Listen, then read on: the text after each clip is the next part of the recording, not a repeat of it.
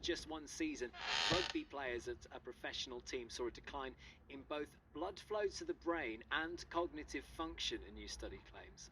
University of South Wales research followed a professional rugby team over the course of a season, testing players pre-season, mid-season and post-season.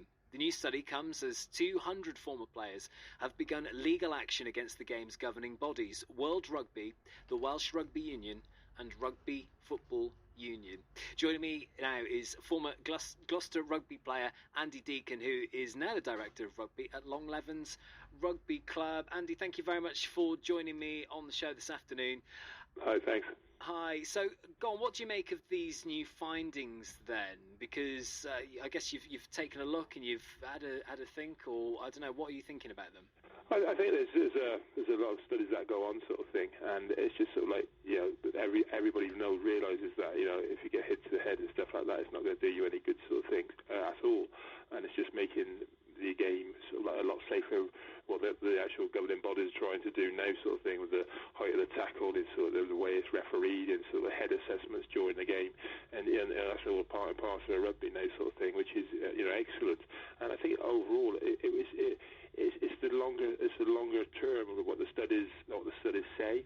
This is very short term against with a very small amount of players as well, sort of thing. I would like to see sort of like a very larger scale for over a prolonged time, so you could actually get a very good, accurate assessment of what the situation actually is.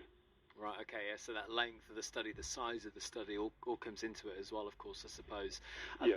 When it comes to some of those things you've just been talking about, particularly around safety then, I guess, certainly in your time being involved in the game, have you seen that, things like this driving some of that safety and, an improvement there in some of the things that go on? Yeah, for sure. You could actually see that sort of in the professional game, and everybody's driven by the professional game. But obviously, there's only a very small percentage of the participation. The rest of it is semi-professional or grassroots. Say like Longlevens, for instance, at Longlevens, we've got just put in place a whole ream of actions, sort of like testing that will go across the whole of the club, from juniors right up to the seniors, of sort of like head tests and sort of like rehabilitation programs and stuff like that, and making sure that there's qualified physios available for all age groups. And I think that's very important, and it's sort of like a bit of a path, it's a sort of like a program that will benefit players and encourage people actually to sort of like join the rugby from a parent's point of view.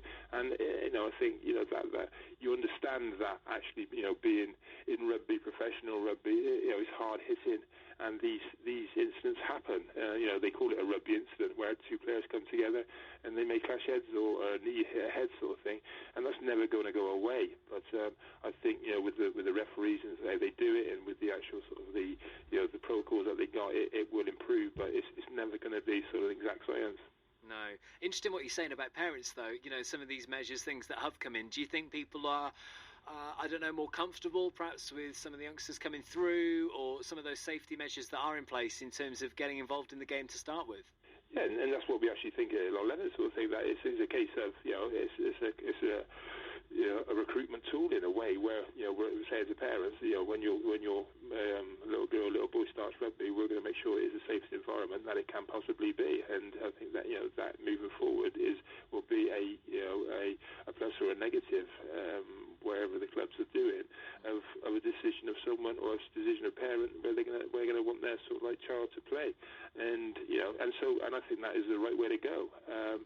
Not every club will want to be able to do it, sort of thing, because it is a financial outlay. But I think to make the game as safe as it can, and there's another side to this where there's an old school element that would say, well, rugby is rugby and it should stay how it is. But it's forever evolving. The sport is forever evolving, and I think to make it as safe as it can, to help players be safe and not get long-term mental illnesses, it can only be a good thing. Yeah, absolutely. Andy, thank you very much for joining me on the show this afternoon. Thank you very much for having me. Thank you. It's Andy Deacon, then, of course, former Gloucester rugby player, Director of Rugby, Longlevens Rugby Club, just general legend in our parts of the world. So there you go, that's the study, though. Is it just about that wider thing of it just driving some of that safety around rugby and encouraging people to get involved? Let me know what you think.